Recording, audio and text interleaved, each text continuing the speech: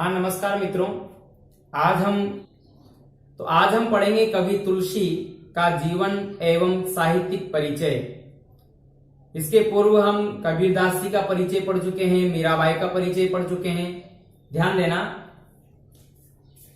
कवि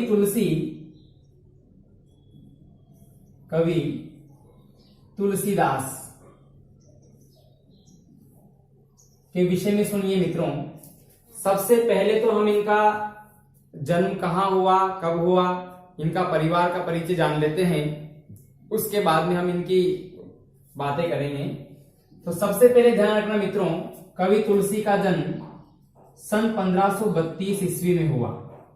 सन 1532 ईस्वी में हुआ। यदि संवत की बात आए मित्रों तो 57 प्लस कर देते हैं। यदि संवत पूछा जाए तो ये इस प्रकार से जो है, संवत की यदि हम बात करें तो 1589 संवत की बात है। ठीक है, 1589 में इनका जन्म हुआ यदि हम संवत की बात करें। ठीक है, और यदि सन की बात करें तो ईस्वी सन 1532 में इनका जन्म हुआ। ठीक है मित्रों, ध्यान देना, इनका जन्म कहाँ हुआ? इनका जन्म हुआ उत्तर प्रदेश में।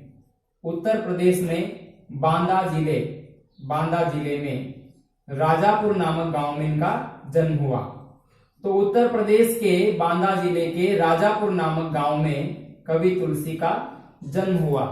ठीक है मित्रों, लेकिन कुछ विद्वान इस मत को स्वीकार नहीं करते हैं। हमारे आचार्य रामचंद्र शुक्ल तो इनका जो जन्म स्थान है वो राजापुर गांव बांदा जिले में बताते हैं, लेकिन हजारी प्रसाद द्विवेदी हैं या गणपति चंद्रगुप्त हैं, कुछ ऐसे विद्वान जो है इनका जन्म सुकरी खेत सोरा या फिर जिला एटा इनका जन्म स्थान मानते हैं।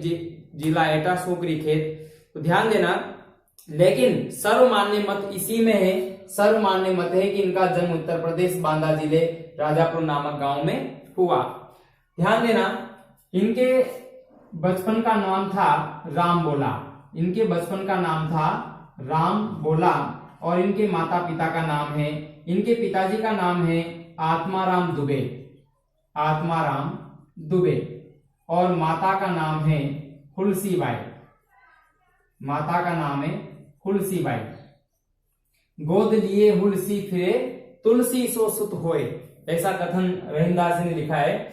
गोद लिए हुलसी फिरे तुलसी सो सुत होए, और ये प्रामाणिक भी है कि इनकी माता का नाम हुलसीबाई है और पिता का नाम आत्माराम दुबे है, और इनके बचपन का नाम जो है मित्रों, बचपन का नाम राम बोला है।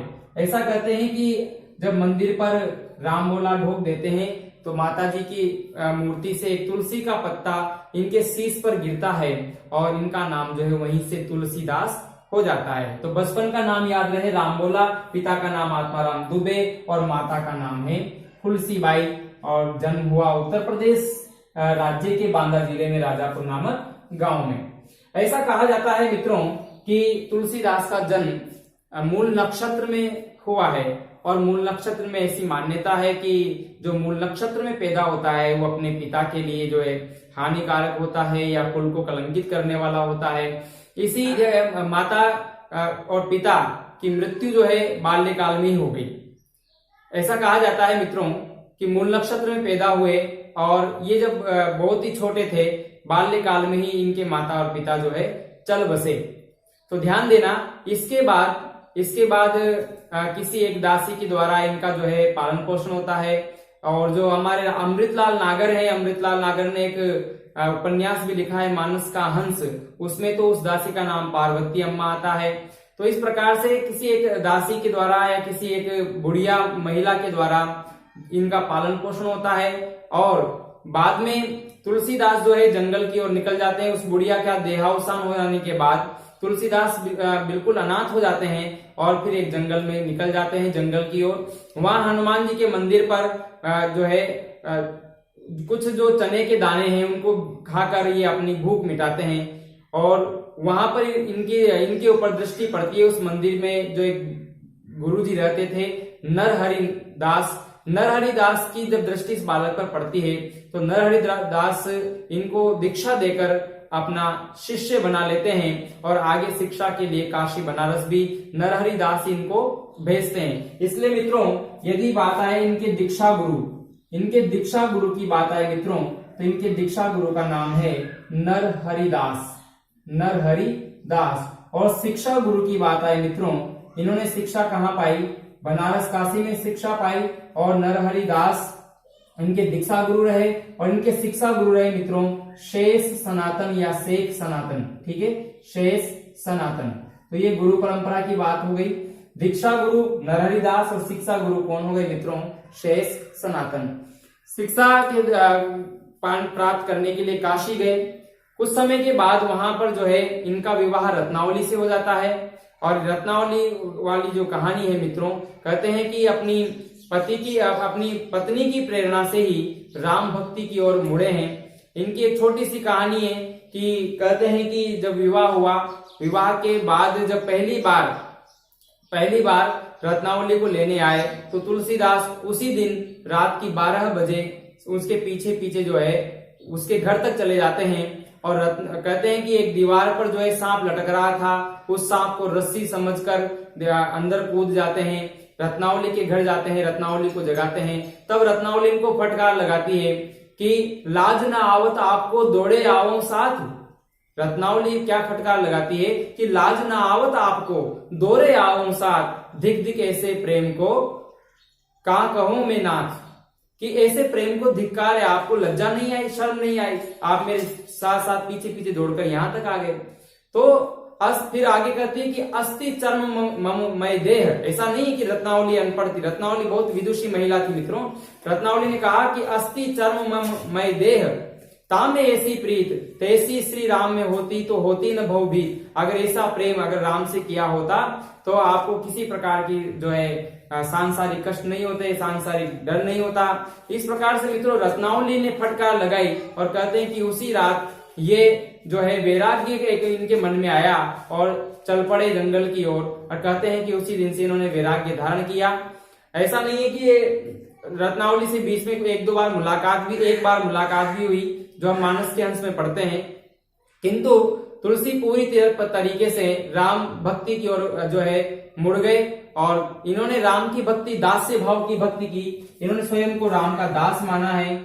और कवितावली में मिलता भी है कि तुलसी सर नाम गुलाम है राम को, जाके रुचे से कहे कछ को, मांग के खेबो मसीत को सोएबो, लेबो को एको न देबो को दो।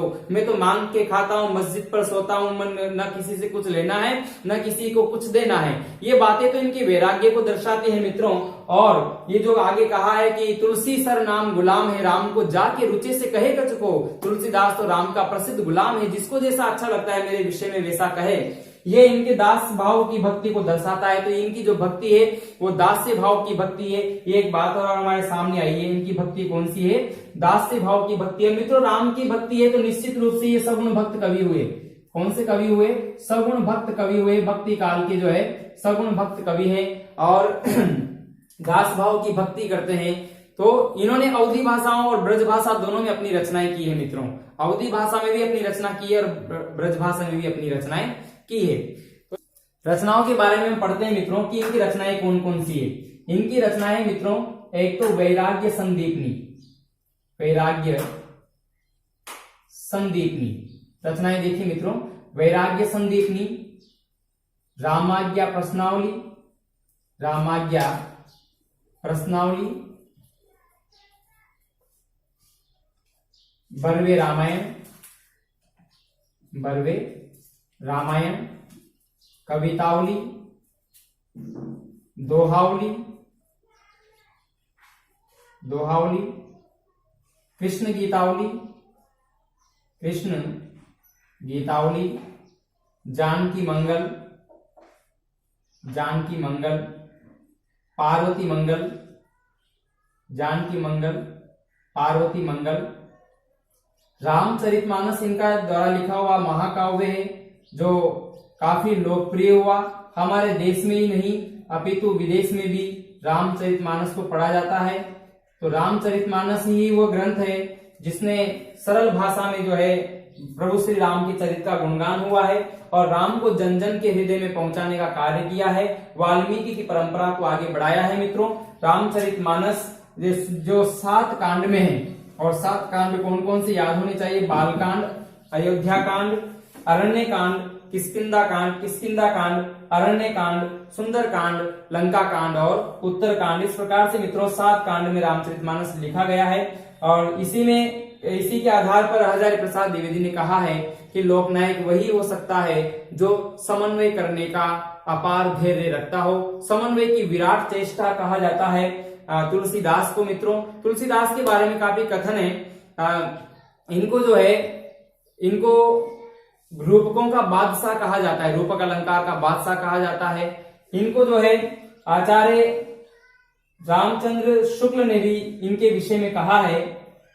पहले हम रचनाओं की बात कर लेते हैं ताकि फिर बाकी और विस्तार से मैं बताऊंगा आपको। तो वैराग्य संदीपनी हो गई, रामाज्ञा प्रश्नावली, बरवे रामायण, कवितावली, दोहावली, कृष्ण गीतावली, जानकी मंगल, पार्वती मंगल, रामचरितमानस। और कौन कौन सी रचनाएं मित्रों इनकी? विनय पत्रिका, ठीक है, विनय पत्रिका हो गई और कवितावली हो गई, दोहावली हो गई। इस प्रकार से इनकी लगभग 12 रचनाएं मानी जाती है मित्रों, 12 रचनाएं। अब ध्यान देना कौन कौन सी रचना कौन कौन सी भाषा में है। वैराग्य संदीपनी इनकी ब्रज भाषा में है और बरवे रामायण, कवितावली, दोहावली, कृष्ण गीतावली, ये तीनों रचनाएं भी ब्रजभाषा में। कवितावली, दोहावली, कृष्ण गीतावली, ये भी ब्रजभाषा की रचनाएं हैं, और वैराग्य संदीपनी और विनय पत्रिका, ये 2 रचनाएं भी इनकी ब्रजभाषा की है। वैराग्य संदीपनी और विनय पत्रिका ये भी ब्रजभाषा की रचना है। और जो अवधी भाषा की रचनाएं मित्रों वो है रामाज्ञा प्रश्नावली, बरवे रामायण, जानकी मंगल, पार्वती मंगल, रामचरितमानस, रामलला नहचू, ये भी इनकी रचना है, रामलला नहचू। ऐसा कहा जाता है मित्रों जब प्रभु श्री राम के जब सबसे पहली बार नाखून काटे गए तो नाखून काटने के जो संस्कार होता है उस संस्कार पर ये रचना लिखी गई है, रामलला नहचू। इनकी एक अंतिम रचना है मित्रों जिसका नाम है हनुमान बाहुक इनकी अंतिम रचना मानी जाती है। ऐसा कहा जाता है कि जब इनके बाहु यानी भुजा में जो पीड़ा होती है उस पीड़ा की मुक्ति की आराधना करने के लिए यह हनुमान बाहुक रचना लिखी गई है मित्रों। तो इस प्रकार से कितनी रचनाएं हमने यहाँ पढ़ी है देखो आप, 1 2 3 4 5 6 7 8 9 10 11 और 12 रचनाएं इनकी जो है मानी जाती है। और भी अन्य रचनाएं हो सकती है मित्रों, लेकिन ये 12 रचनाएं तो इनकी प्रामाणिक रचनाएं हैं और जो है इनके जो है स्रोत भी हमारे पास उपलब्ध हैं इनकी। अब ध्यान देना ये 12 रचनाएं हो गई, मैंने इनकी भाषाओं के बारे में बता दिया कि कौन सी रचना किस भाषा में। वैराग्य संदीपनी, विनय पत्रिका, कवितावली, दोहावली, कृष्ण गीतावली इनकी ब्रज भाषा की रचनाएं हैं। रामाज्ञा प्रश्नावली, बरवे रामायण, जानकी मंगल, पार्वती मंगल, रामचरितमानस, रामलला नहचू और हनुमान बाहुक जो रचनाएं हैं मित्रों ये इनकी अवधी भाषा की रचनाएं हैं। इस प्रकार से तो रचनाओं की बात हो गई, भाषा की बात हो गई, गुरु इनकी जो बातें हो गई। अब तुलसीदास के बारे में किसने क्या क्या कहा है वो हम देख लेते हैं, ठीक है मित्रों। तो विद्वानों ने इनके विषय में क्या क्या कहा है मित्रों। पहला नाम लिखा है मैंने नाभादास, और नाभादास ने इनको कलिकाल का वाल्मीकि कहा है, कलिकाल का वाल्मीकि कहा है। वाल्मीकि जो संस्कृत रामायण लिखी है, लेकिन तुलसीदास ने एक अच्छा कार्य करके अवधी भाषा में, सरल भाषा में, जन भाषा में काव्य लिखकर राम को हृदय तक भेजा है। और स्मिथ ने इनको कहा है कि ये मुगल काल के महान व्यक्ति थे। तो डॉक्टर स्मिथ ने इनको मुगल काल के महान व्यक्ति कहा है, मुगल काल के महान व्यक्ति कहा है। और डॉक्टर ग्रियर्सन ने बुद्ध देव के बाद सबसे बड़े लोकनायक कहा है, सबसे बड़ा लोकनायक। ये कथन याद रखिएगा मित्रों। ग्रियर्सन ने इनको बुद्ध देव के बाद सबसे बड़ा लोकनायक कहा है। हजारी प्रसाद द्विवेदी ने कहा है कि लोकनायक वही हो सकता है जो समन्वय की विराट चेष्टा रखता हो या समन्वय का अपार धैर्य लेकर आया हो। हजारी प्रसाद द्विवेदी ने कहा है कि लोकनायक वही हो सकता है जो समन्वय का अपार धैर्य लेकर आया हो, और ये कथन तुलसीदास के लिए कहा है। रामविलास शर्मा ने इनको जातीय कवि कहा है, और अमृतलाल नागर ने इनको मानस का हंस कहा है और इसी शीर्षक से इनका एक उपन्यास भी रचित है, मानस का हंस।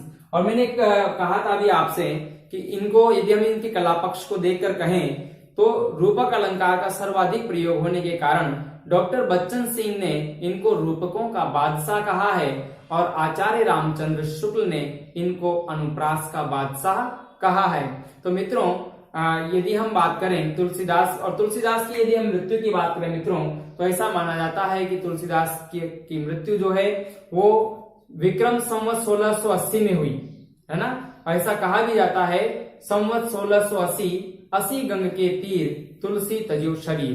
तुलसीदास ने गंगा नदी के 80 घाट के तट पर जो है अपना विक्रम 1680 में अपना शरीर त्याग किया। और यदि हम सन की बात करें मित्रों तो 1680 तो विक्रमी संवत है, तो अगर हम सन की बात करें तो 1623 ईस्वी में तुलसीदास की मृत्यु मानी जाती है।